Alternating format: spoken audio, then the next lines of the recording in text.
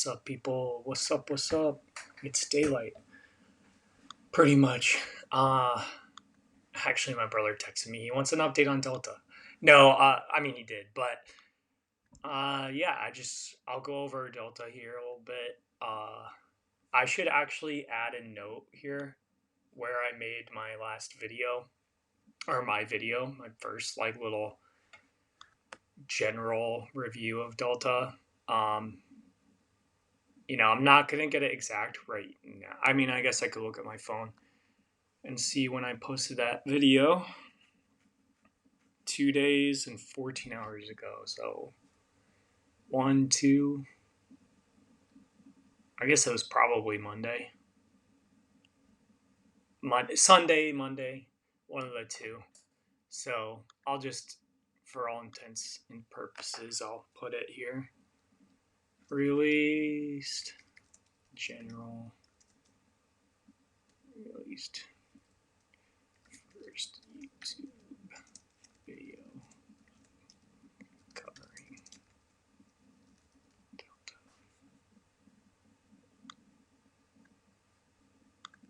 I'll put that note there.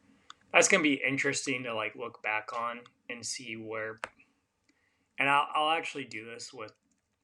I'll probably try to do this with a lot of my other stocks that I actually start um, covering, just because I mean it's useful to see. TradingView needs to like fix what. It's like when you get done with a thing, I wish it would revert back to the arrow so you could navigate rather than. Anyway, I'm just being nitpicky. So, okay, released YouTube video covering Delta. Obviously, as you can see, like the trend is continuing in our favor. Um, if you if you're if you have the stock, which is great. It's pretty nice. Actually, United Airlines had earnings last night. I believe they posted fairly positive results. There's a little news thing here. Delta fell short of earnings, but its stock gained 3.2% after United Airlines reported stronger than expected earnings. Obviously, you can see now today it's up about like 7% almost. Yeah, I mean, so this trend is continuing. It's kind of cool to see. This is a bit of a technical thing, but I actually already have these drawn, I believe. So you can go into the object tree. Yeah. I like fib. They're called fib retracement or Fibonacci levels. You can Google it. It's basically a mathematics sequence that gives you extensions. So basically, when and like you might hear as a casual market watcher, you might hear like, "Oh, the stock is overextended," type of thing. Well, that that's why I like fib retracements, because they help you see, okay,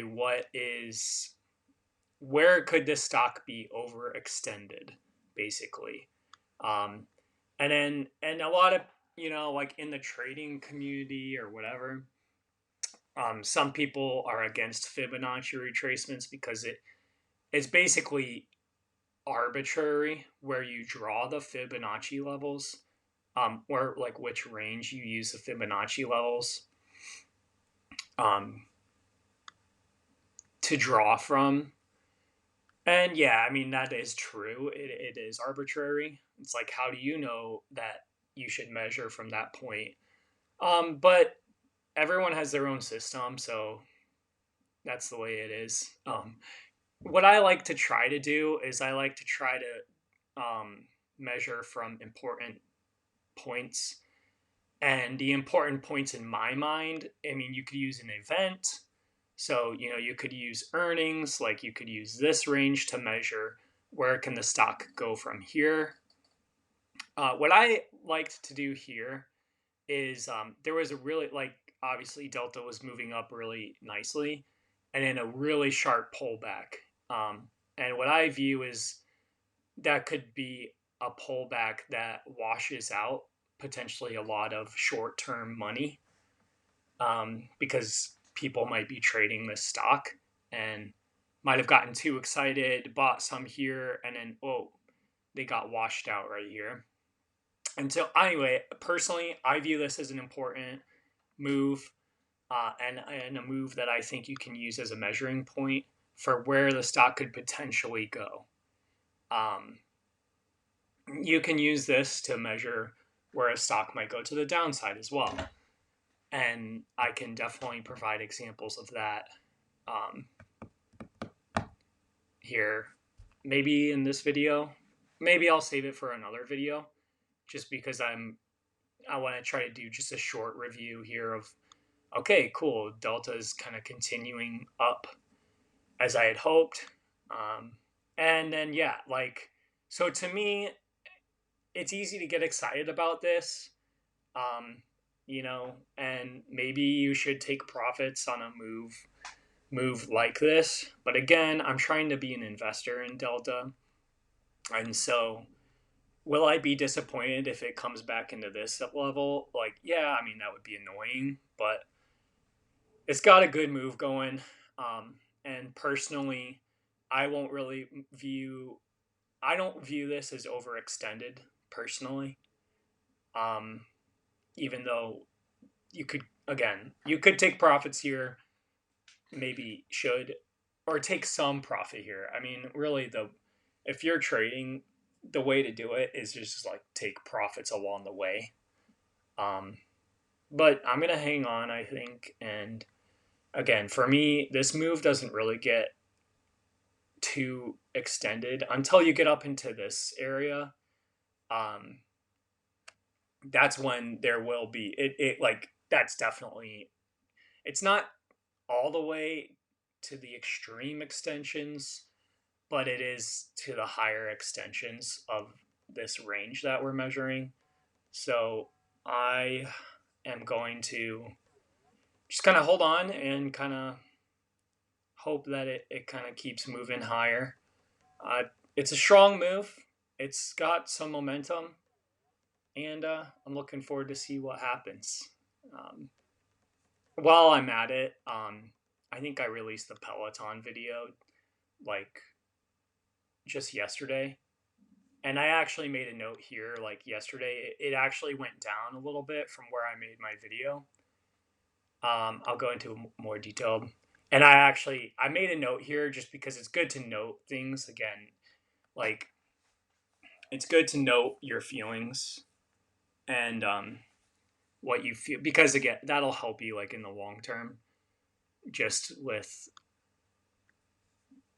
decisions, mainly like trading decisions, but investing decisions as well.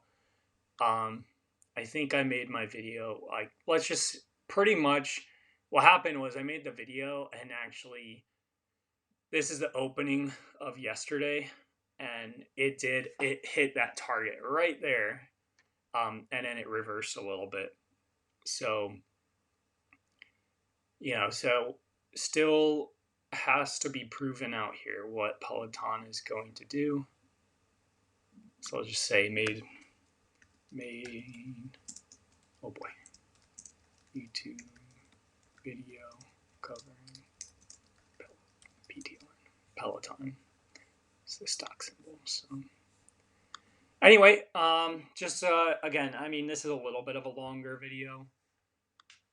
Not that long, but anyway, we're just briefly again covering. Oh, and here's an interesting, like, here's a short-term look at Delta, your 1 hour time frame. So yeah, I mean, again, honestly, with the markets, it's all just time will tell type thing. You make your best estimations, and time will tell. So here's to flying higher and enjoying the ride. Thanks, y'all.